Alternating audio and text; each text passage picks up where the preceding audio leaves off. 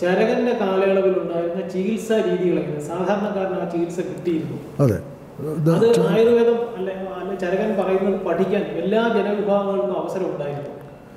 ആ കാലത്ത് ചരകൻ ആയുർവേദത്തിലെ പഠിത്തത്തിനെ പറ്റി വളരെ വിശദമായിട്ട് പറയുന്നുണ്ട്. അന്നത്തെ കാലത്ത് ആയുർവേദം പഠിക്കാനായിട്ട് ബ്രാഹ്മണർക്കും ക്ഷത്രിയർക്കുമാണ് അവസരമുള്ളത്.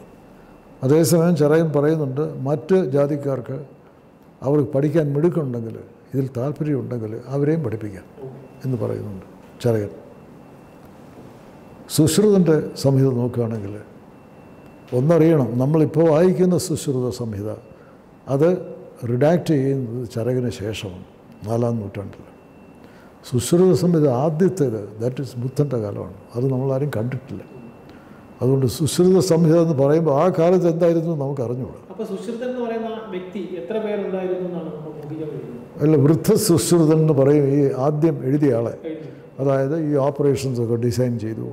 അദ്ദേഹമാണ് ഈ സ്റ്റുഡൻസിൻ്റെ ഗ്രൂപ്പ് ലീഡറായിട്ട് പോയി കാശി രാജാവ് ദിവോദാസനെ പോയി കണ്ട് ഞങ്ങൾക്ക് ആയുർവേദം പഠിക്കണം സാർ എന്ന് പറയുന്നു. അപ്പോൾ അദ്ദേഹം ചോദിക്കുന്നത് എന്താ പഠിക്കേണ്ടത്? അപ്പോൾ ഇവർ പറയും ഞങ്ങൾക്ക് ശല്യം പഠിക്കണം, സർജറി. അപ്പോൾ അദ്ദേഹം വളരെ നന്നായി, നിങ്ങൾ വരിക എന്ന് പറഞ്ഞ് വിളിക്കുന്നത്. അതിലൂടെ ലീഡർ സുശ്രുതനാണ്. ആ സുശ്രുതനാണ് വൃദ്ധ സുശ്രുതൻ. അതെ, അദ്ദേഹമാണ് ഈ പുസ്തകത്തിൻ്റെ ഒറിജിനൽ ഓഥർ. പക്ഷേ അതിന് ഏതാണ്ട് 800 വർഷം കഴിഞ്ഞിട്ടാണ് ഈ നാഗാർജുനൻ്റെ റിഡാക്ഷൻ. അതിനിടയ്ക്ക് എത്രയോ റിഡാക്ഷൻസ് നടന്നിരിക്കാം, നമുക്ക് അറിഞ്ഞുകൂടാ, നോബഡി നോസ്. അപ്പോൾ അതിൽ ഇന്ന് കാണുന്ന സുശ്രുത സംഹിതയിൽ കൂടുതൽ റെസ്ട്രിക്ഷൻസ് ഉണ്ട്. അതായത് പിന്നെ ആദ്യത്തെ ബ്രാഹ്മണനും ക്ഷത്രിയനും മറ്റാളുകളെ എടുക്കുകയാണെങ്കിൽ തന്നെ അവർക്ക് ഈ മന്ത്രങ്ങളൊന്നും പഠിപ്പിച്ചു കൊടുക്കരുത്. മന്ത്രങ്ങളുണ്ട്, അധികമില്ല, എന്നാലും ഉണ്ട്, അത് അർഹരല്ല, അങ്ങനെ പറയുന്നുണ്ട്. അത് ചരകനിലില്ല. അപ്പോൾ അങ്ങനെ സൊസൈറ്റി കുറേ കൂടെ റെസ്ട്രിക്റ്റീവായി ആ കാലം വന്നപ്പോഴത്തേക്ക്. അതേ സമയമാണ് ഈ സുശ്രുതൻ്റെ ഓപ്പറേഷനൊക്കെ പോയി. അതൊക്കെ ആരും ആയുർവേദം പഠിക്കുന്നവരൊന്നും അതൊന്നും ചെയ്യില്ല. സോ ആ ഒരു 4th സെഞ്ച്വറിയൊക്കെ ആയപ്പോഴത്തേക്ക് already the decline has set. ഈ വലിയ ആളുകൾ ഡെവലപ്പ് ചെയ്ത ഈ ടെക്നിക്സും ഇതൊക്കെ പോയി. അതുകൊണ്ട് അതെ, അപ്പോൾ അത് ചെയ്യുന്ന ആളുകളെയൊക്കെ ഇയാൾ താഴെ സർജൻ്റെ ഒരു ഓസ്പിഷ്യസ് സെറിമണിക്കൊന്നും വിളിക്കരുത്. ഒരു surgeon should not be invited ഒരു കല്യാണത്തിന്, അങ്ങനെയൊന്നും വിളിക്കരുത്. So all these things came. We don't know under why that happened. ആർക്കും അറിഞ്ഞൂടാ. I am not aware of that. But this is what happened at that time. ഇന്ത്യയുടെ philosophy, ഇന്ത്യയുടെ സംസ്കാരമൊക്കെ പഠിച്ച ഒരാളെന്നുള്ള നിലയിൽ, പഠിച്ചുകൊണ്ടിരിക്കുന്ന ഒരാളെന്നുള്ള നിലയിൽ ഈ ജാതിപരമായ ഈ വിവേചനം ഇന്ത്യയെ എത്രമാത്രം അധപ്പതിപ്പിച്ചു, അല്ലെങ്കിൽ അതിനെ അറിവിൽ നിന്ന് മനുഷ്യനെ അകറ്റി നിൽക്കുന്ന ഈ പ്രക്രിയ എത്രമാത്രം പിന്നോട്ടടിച്ചു? അത് വലിയൊരു ഡാമേജാണ് നമുക്ക് വന്നത്. ഡാമേജ് വരാൻ കാരണം ഈ സുശ്രുതൻ ഡെവലപ്പ് ചെയ്ത് ആ നേസൽ റിപ്പയർ ഓപ്പറേഷൻ തന്നെ എടുക്കുക. ബ്രിട്ടീഷുകാർ ഇവിടെ വരുമ്പോൾ 19ാം നൂറ്റാണ്ടിൽ അവർ ആണിത് കാണുന്നത്. പൂനായിൽ ഒരു കൂമർ കാസ്റ്റ്, നമ്മുടെ ഈ കുടം ഉണ്ടാക്കുന്ന പോട്ടേഴ്സ്, ആ കാസ്റ്റ് മാത്രമേ ഇവർ ചെയ്യുള്ളൂ. അതെ, ഈ ഓപ്പറേഷൻ ചെയ്യുന്നു. അത് ആക്ച്വൽ ഡിസ്ക്രിപ്ഷൻ ഇസ് ദർ. ഈ ധരംപാലിൻ്റെ പുസ്തകത്തിൽ he has given that. In fact, he has given me that manuscript. ഞാൻ അവിടെ ചെന്ന് കാണുമ്പോൾ. അപ്പോൾ അതിൽ അയാളൊരു is a illiterate person. He sits under a tree. He does it very skillfully. ഒരാൾ തന്നെ എവരിതിങ് ഹി ഡസ് പെർഫെക്റ്റ്. പക്ഷെ അയാളോട് ചോദിക്കുകയാണെങ്കിൽ ഇതിനൊന്നും അയാൾക്ക് അറിഞ്ഞുകൂടാ. ചോദിക്കും, why are you making a flap like this? Why do you have a pedicle? No, this is my father taught me like this. Plastic സർജറിയാണ് നടത്തുന്നത്. ചെയ്യുന്നത് is exactly what is doing. He makes a glue, he fixes it. അതൊക്കെ അവർ കണ്ടിട്ട് എഴുതുന്നതാണ്. Published in London. പക്ഷേ അയാളുടെ ഉത്തരവില്ല ഇങ്ങനെയാണ്.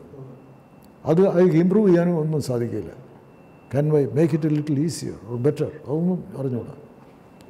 ഇതേ കാര്യമാണ് ഇന്ത്യൻ സ്റ്റീൽ ഉണ്ടാക്കുന്നത്.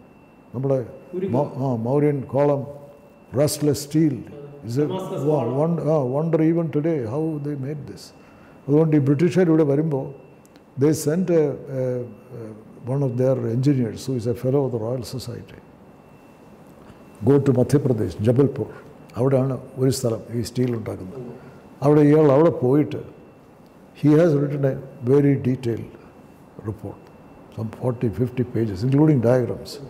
അയാൾ അവിടെ പോയി നോക്കുമ്പോൾ ഒരാളുണ്ടൊരു മാൻ സിറ്റിംഗ് ദർ, ഒരു അസിസ്റ്റൻ്റും ഉണ്ട്, ഇത്ര രണ്ടുപേരേ ഉള്ളൂ. ആൻഡ് ദേ മേക്ക് ദിസ് കല്ല് പോയി പൊട്ടിച്ച് അത് ഒരു കൈ കൊണ്ടൊരു ഹാമർ വെച്ച് they break it into pieces. അത് കഴിഞ്ഞൊരു സ്മെൽറ്റർ ഉണ്ടാക്കും. കൈ കൊണ്ടുണ്ടാക്കുന്ന ഇവർ രണ്ടുപേരേ ഉള്ളൂ. അതുകൊണ്ട് ദേ മേക്ക് എ സ്മെൽറ്റർ. എന്നിട്ട് അതിൽ there is a hole, bellows is collected.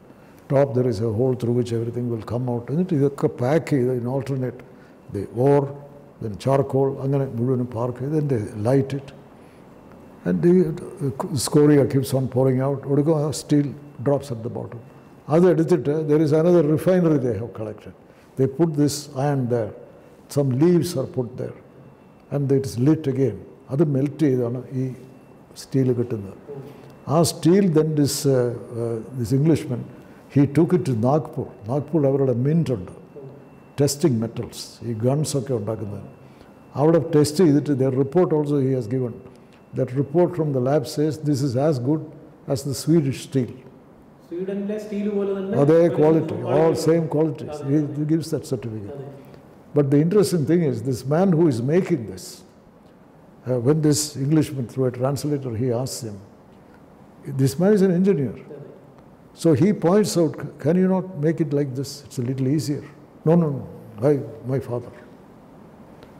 This billows connection, isn't it better you do it like this? No, he will not admit anything. Then he writes there, it is clear to me that this man is thoroughly ignorant about the technology of this. He doesn't understand anything. But the original design, it's the work of great intelligence. That's what he writes. What happened is this. Whether it is the nasal repair, whether it is making of steel, what has happened is there is no connection between the head and the hand, the brain and the hand. They are independent. So if any improvement, any refinement, if any changes are to be made, that is only the brain which can suggest. That cannot happen here. So for 1,000 years you will shut down. That social discrimination in this way, denying them access to education, denying any social mobility. So they are stuck with it. അതുകൊണ്ടാണ് P.C. Ray, one of the founders of India's science, modern science, when discussing this, he says this: by doing this, India's soil became morally unfit for the birth of a Newton or a Boyle, and her name was practically expunged from the history of natural sciences. This is what he wrote. Very harsh, but it's true. ആയുർവേദത്തിൻ്റെ ചരിത്രവും അതിൻ്റെ പശ്ചാത്തലവും ഒക്കെ വിശദമായിട്ട് മനസ്സിലാക്കിയ ഒരാളെന്ന നിലയിൽ ജീവിതത്തെക്കുറിച്ചുള്ള ഒരു കാഴ്ചപ്പാട് എന്തായിരുന്നു ഇവരൊക്കെ മുന്നോട്ട് വെച്ചത്? നമുക്കിപ്പോൾ പൊതുവെ പറയുന്നത് ആയുർവേദം വരുമ്പോൾ ഒരു പഥ്യം വേണം, അല്ലെങ്കിൽ പിന്നെ വെജിറ്റേറിയൻ ജീവിതമായിരിക്കണം, മത്സ്യമാംസാദിയൊന്നും ഉപയോഗിക്കരുത്. ഈ രീതിയിൽ വളരെ നിയന്ത്രണങ്ങളോടെയുള്ള ഒരു ജീവിതത്തെക്കുറിച്ചാണ് ആയുർവേദം പറയുന്നതാണ് പൊതുവായ ധാരണ. അല്ല, ശരിയല്ല. എങ്ങനെയാണ് ആയുർവേദത്തിൽ ചരകൻ്റെ ജീവിതത്തിൻ്റെ പ്രൈമറി അർജസ് അദ്ദേഹം പറയുന്ന ഒന്ന് ദീർഘജീവിതം, ജീവൈഷ്ണ, 100 വർഷം വരെ ജീവിച്ചിരിക്കണം. ഇത് വേദത്തിലും പറയുന്നതാണ്. ജീവേമ ശരദശതം, 100 വർഷം സുഖമായിട്ട് ജീവിച്ചിരിക്കും. അതാണ് ഒരാഗ്രഹം. രണ്ടാമത്തേത് ചരകൻ പറയുന്നുണ്ട്, രണ്ടാമത്തെ അർജ് വിത്തം. If you want to live 100 years, you need to have money. Nothing is worse than living a poor life for 100 years. You need to have. And that means you must work, take a king's office job, or take up agriculture. He says this. You have to some occupation to make some income. അതൊരു മോശമായിട്ടല്ല പറയുന്നത്. He is actually saying you should do it. Third thing he says, മൂന്നാമത്തേതാണ് പരലോകൈഷണം. കാരണം after death, നമ്മൾ മരിച്ചു കഴിഞ്ഞാൽ പിന്നെ നമ്മൾ എവിടെ പോകുന്നത്, അതിനെപ്പറ്റിയുള്ള ഒരാലോചന. അതിനെപ്പറ്റി then he immediately adds, അതിനെപ്പറ്റി കുറേ സംശയമുണ്ട്. So then he goes into a discussion on that. അതുണ്ടോ ഇല്ലയോ അങ്ങനെ. So he is very clear that long life, healthy and happy life. And they never ആഹാരത്തിൻ്റെ കാര്യത്തിൽ എടുക്കുക നോക്കുക. ആഹാരം കഴിക്കുന്നത് made basically for our sustenance. We have to live. നമ്മുടെ body is depleting all the time. So we have to replenish that. അപ്പോൾ ആഹാരം കഴിക്കണം, അതാണ് പ്രധാനം. പക്ഷെ അത് മാത്രമല്ല, you must enjoy that food. ആസ്വദിക്കാനും കൂടി അത് പറയുന്നുണ്ട്. അതെല്ലാം കൂടെ കൂട്ടിക്കൊഴിച്ച് ഈ ആനിമൽസ് ഈറ്റിംഗ് അതുപോലെയല്ല നമ്മൾ കഴിക്കുന്നത്. It has to be prepared properly. It should be served properly. വാഗ്ഭടനൊക്കെ വരുമ്പോഴത്തേക്ക് how dining room should be set up, എങ്ങനെ പാത്രങ്ങളൊക്കെ എങ്ങനെ ഇരിക്കണം. He describes all that. Not only that, he describes wine. എല്ലാവരും പറയും ആയുർവേദം. Actually Ayurveda does not have a ban on wine. In fact, Vagpada even describes a wine party and how wine should be served. It should be served in silver vessels by nice-looking girls. This is what Vagpada says. So it was not, Ayurveda never looked down upon. Enjoying is a sin. That is not part of Ayurveda. We renounce everything and go to the forest and meditate. This is not Ayurveda. Ayurveda, but all this is within limits. That also is there. That moral code is upheld, compassion. In fact, all these are there. But the whole question of enjoyment, whether it is food, whether it is sex, everywhere, you will find it is a life should be appropriateness, ethics, all these are there. But enjoyment is not at all condemned. After this Ayurveda phase, I wanted to do a study of Yoga Vasishta and write a book. Yoga Vasishta has a number of very nice stories, metaphors and all that. I wanted to take those. They are actually illustrating very profound principles, but many of them are suitable to be made children's stories. So I wanted to write a book of these stories only from Yoga Vasishta, meant for children. But there is a message in them for adults also, like Alice in the Wonderland. Alice in the Wonderland was written by a great mathematician. But very nice children's stories, they love that. But adults love that because there is a hidden meaning in that. അതുപോലെ ഒരെണ്ണം എഴുതാനായിട്ട് I was keen. I even talked to my the man who drew all the drawings for me for Charaka Joy. I contacted him. I got the Yoga Vasishta, the 4 volumes, great poetry. I got an introductory book to that. All this, but then the problem when I read the first 2 Prakaranas, it's very tough Vedanta. Everything is unreal. Shankaracharya kududal. Then I started thinking. I was already past 82. How sincere am I? Because all my life I have spent looking after sick people. How could I say that a child who is blue child is having seizures and dying and the parents are weeping? How can I say this is unreal? That's what I have been looking after. Now suddenly I turn around and say this is all unreal. I am being intellectually dishonest. This kept on growing in me. This is not right. So I stopped. I gave all those books to the Chinmayananda Institute in Kochi. Vinoba definitely says this, very harsh. You should not, body is a stone, discard it and all that. He writes like this. I cannot believe it. Body is absolutely marvelous. The way the eye is constructed, the heart is constructed. Only God can construct it like that. When we make a substitute organ, it cannot compare in any way with the original. So when we talk about nature's wonders and all that, these are actually God's wonders. You can say whatever you like. But to discard it, to renounce it as a piece of dirt, that I cannot agree. Whoever says it. അപ്പോൾ ഈ ആയുർവേദത്തിൻ്റെ പ്രധാനപ്പെട്ട ഗ്രന്ഥങ്ങളിലൂടെ കടന്നുപോയ ഒരാളെന്ന നിലയിൽ പ്രാചീന ഇന്ത്യയുടെ മണ്ണും മനുഷ്യരും മരങ്ങളും സസ്യജാലങ്ങളും ഒക്കെ പഠന വിഷയമായി കണ്ടിട്ടുണ്ടാകും.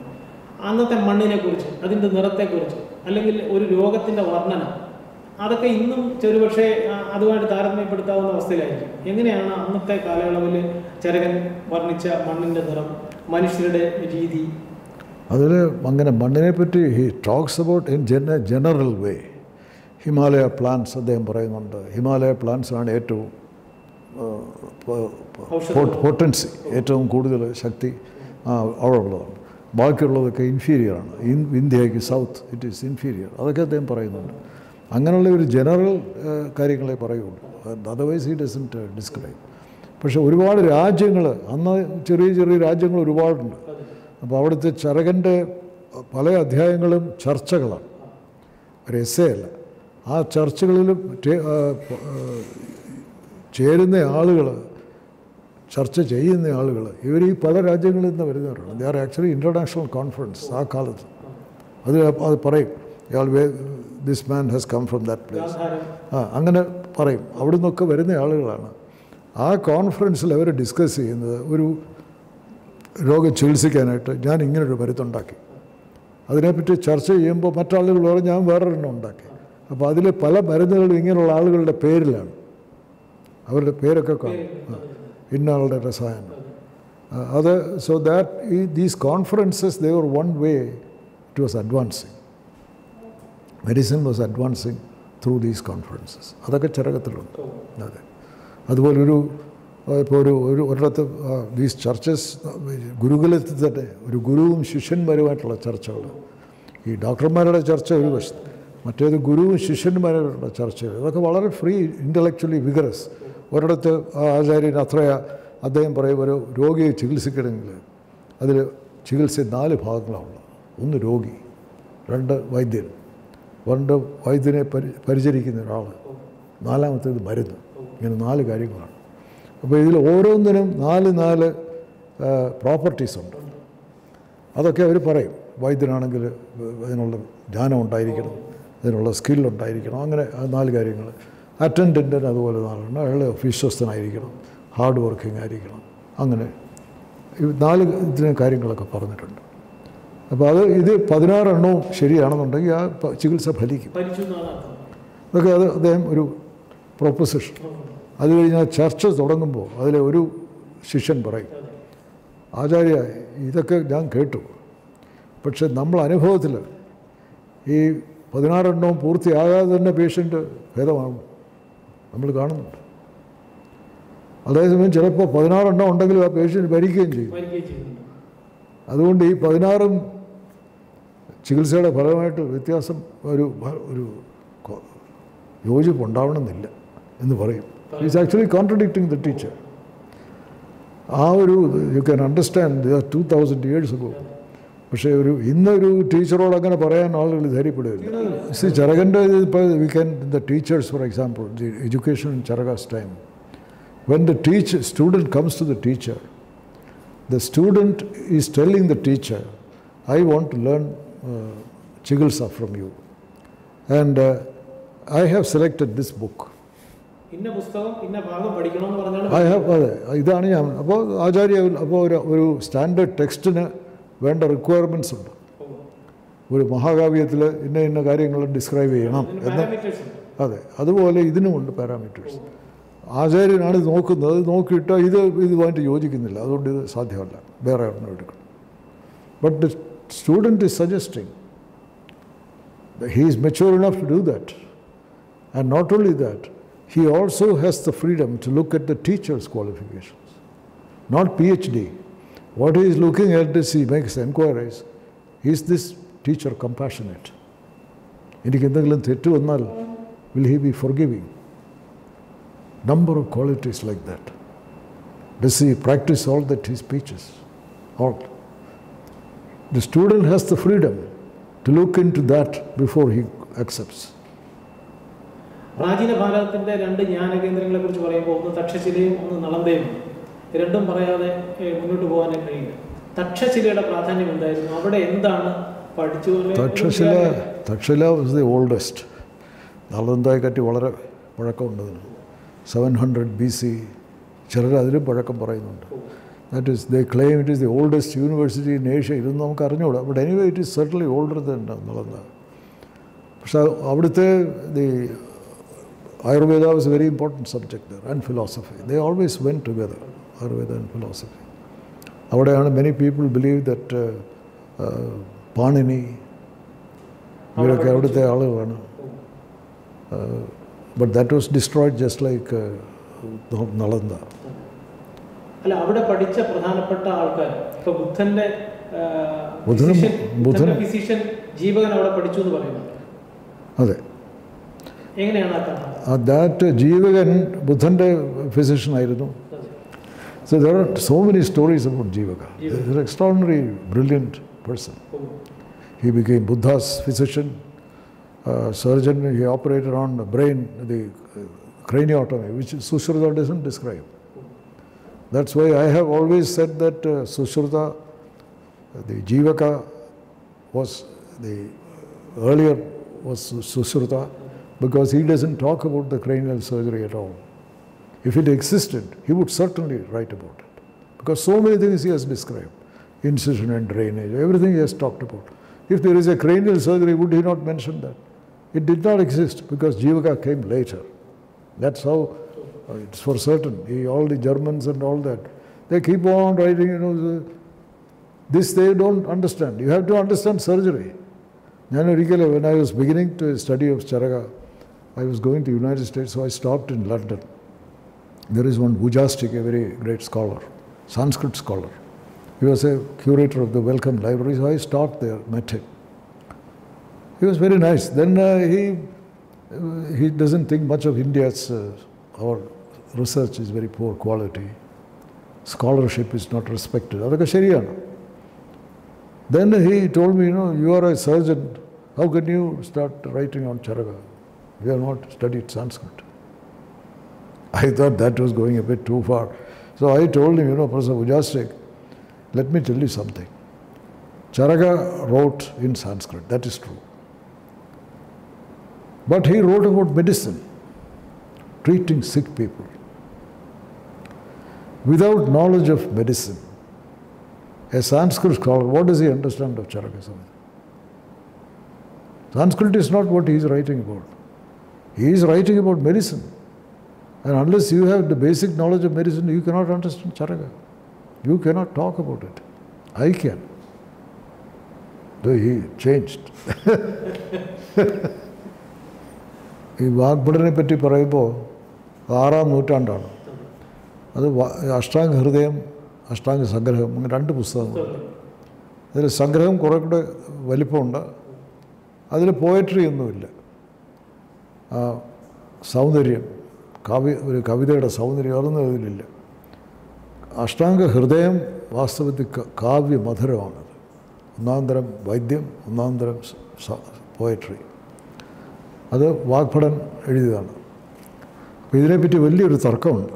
ഇത് ഒരാൾ തന്നെയാണോ ഇത് രണ്ടും എഴുതിയത്, അത് അച്ഛനും മകനുമാണോ ഇങ്ങനെ എഴുതിയത്? ഇതിനെപ്പറ്റിയുള്ള തർക്കം 100 വർഷമായിട്ട് നമ്മൾ തർക്കിക്കുകയാണ്. അതിന് ഇതുവരെ ഒരു രാഘവൻ തിരുവെളുപ്പാൾ, അങ്ങനെ വലിയ വലിയ ആളുകൾ അവർ ഒരാൾ തന്നെയാണ്, അല്ല 2 പേരാണ് ഇങ്ങനെ പറയുന്നുണ്ട്. പക്ഷേ അതിൻ്റെ അദ്ദേഹം തന്നെ പറയുന്നുണ്ട്, ഒറിജിനലായിട്ട് ഞാനൊന്നും പറയുന്നില്ല, ഞാൻ ചരകനും സുശ്രുതവും പറഞ്ഞതിനെ ബേസ് ചെയ്താണ് ഞാനിതൊക്കെ എഴുതുന്നത്. യുഗാന രൂപം, ഇപ്പോൾ ആളുകൾക്ക് വായിക്കാനുള്ള സമയമൊന്നുമില്ല, അതുകൊണ്ട് ഞാനിങ്ങനെ എഴുതുകയാണ്. പക്ഷേ അതിൽ ഈ വിദ്യാർത്ഥികളെ പഠിപ്പിക്കാനുള്ള മെത്തേഡ്സ്, അതൊന്നും ചരകന് ഈ വാഗ്ഭടനൊന്നും കിട്ടുന്നില്ല. അതുപോലെ ഫിലോസഫി, സാഖ്യ, അതൊന്നും അദ്ദേഹം പറയുന്നില്ല.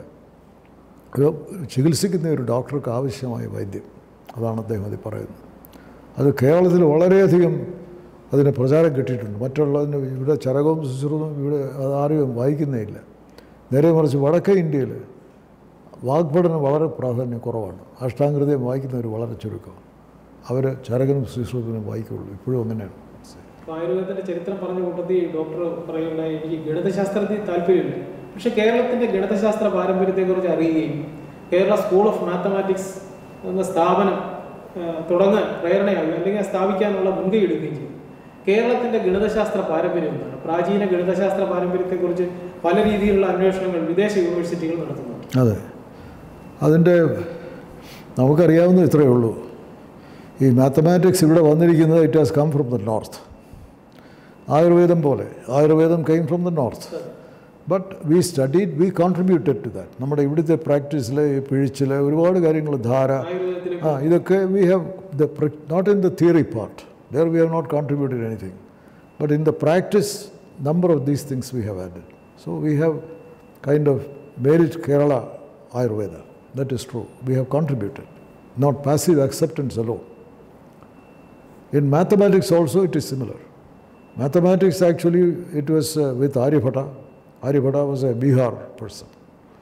അദ്ദേഹം മരിച്ചു കഴിഞ്ഞാൽ we know exactly 4th century, he himself writes. അദ്ദേഹത്തിൻ്റെ മരണത്തിന് ശേഷം within 200 years, Ayurveda's doctrines were repudiated. Brahmagupta, all of them.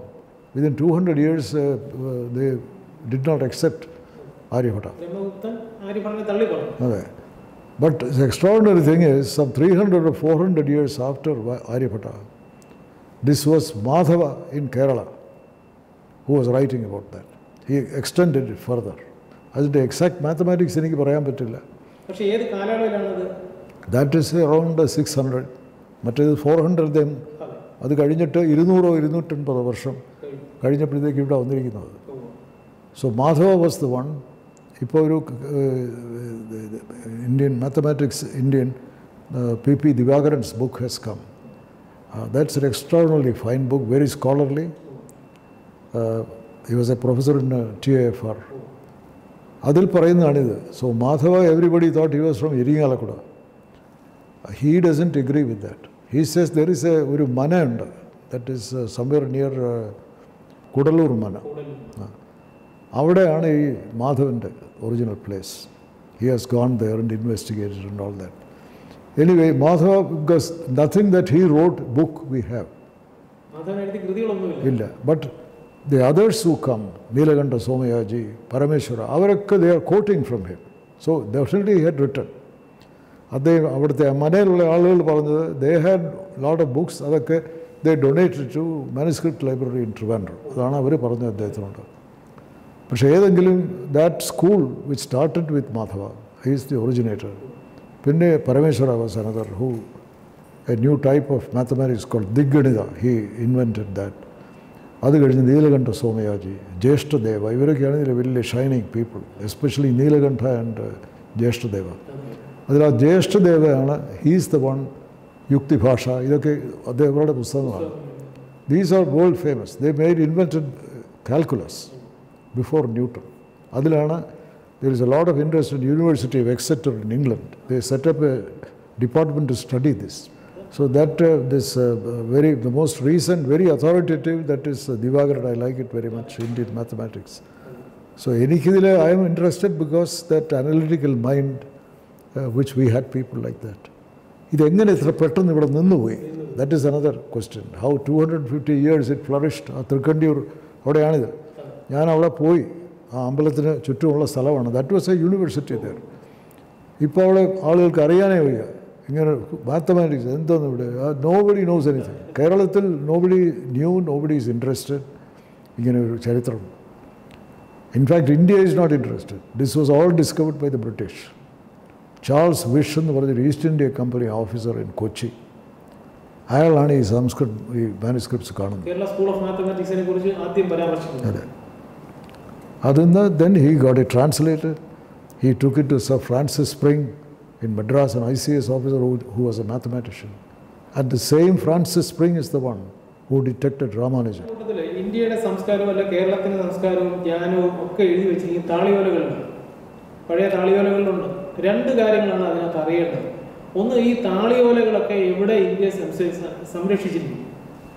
രണ്ടാമത്തെ കാര്യം, പലരും പറയുന്നത് ഇന്ത്യയുടെ ഈ താളിയോലയുടെ ശേഖരം എല്ലാം വെളിയിലേക്ക് കടത്തിക്കൊണ്ടുപോയി, അതുകൊണ്ട് നമുക്കൊന്നും അറിയാൻ പറ്റുന്നില്ല. ഡോക്ടർ ഇതൊക്കെ അന്വേഷിച്ചിട്ടുണ്ടാവണം ഇത്തരം കാര്യങ്ങൾ? ഞാൻ അന്വേഷിച്ചിട്ടില്ല, എനിക്ക് കുറച്ചറിയാം ഇതിനെപ്പറ്റി. ഈ താളിയോല ഗ്രന്ഥങ്ങൾ ഇന്ത്യയുടെ എല്ലാ ഭാഗത്തും ഉണ്ട്. ഈ Sudha Gopalakrishnan national manuscript mission ഉണ്ടാക്കുന്ന കാലത്ത് she has identified these collections in there are 100,000 manuscripts in Orissa. എല്ലായിടത്തും ഉണ്ട്. നമ്മുടെ തിരുവനന്തപുരത്ത് there are 50,000. Mysore oriental library have 75,000. ഇത് എല്ലായിടത്തും ഉണ്ട്. But they are not well preserved, that is true, because we are not spending enough money. We are not training enough people to look after them. അതൊന്നും നമ്മൾ ചെയ്ത്, because a very low priority. In any state government, how many people, how many ministers are interested or even know about this? പിന്നെ ഒരുപാടെണ്ണം എടുത്തു കൊണ്ടുപോയി എന്ന് പറയുന്നത് കുറേ ശരിയാണ്. But it is not a fact that they have taken. They are, in fact, Professor Ujastik നേരത്തെ പറഞ്ഞാൽ അദ്ദേഹം എൻ്റെ അടുത്ത് പറഞ്ഞു, he knows India very well. അവിടെ Western countries, Britain, France, all these colonial countries, to some extent Holland, United States, ഇവരുടെയൊക്കെയാണ് some in Germany. ഇതൊക്കെ കൂടി എടുത്ത് ടോട്ടൽ നോക്കിയാലും it will be maximum 70,000 നമ്മുടെ Indian manuscripts. പക്ഷേ ഈ 70,000 which they took away from here, they are all catalogued. They are very well preserved. And they are indexed. Anybody wanting anything from that, a scholar doing research, he has access to that. Not the document, but you can have the digitized text, you can access it. Then he was telling me, you know, there are 2 million in India. Are you taking care of it? We don't take care of it. We don't do any research on that. We don't let anybody from outside to do research either. But what is lacking is not money or anything. It is simply that spirit, the enjoyment of doing something, that you cannot supply from outside. It has to come from within.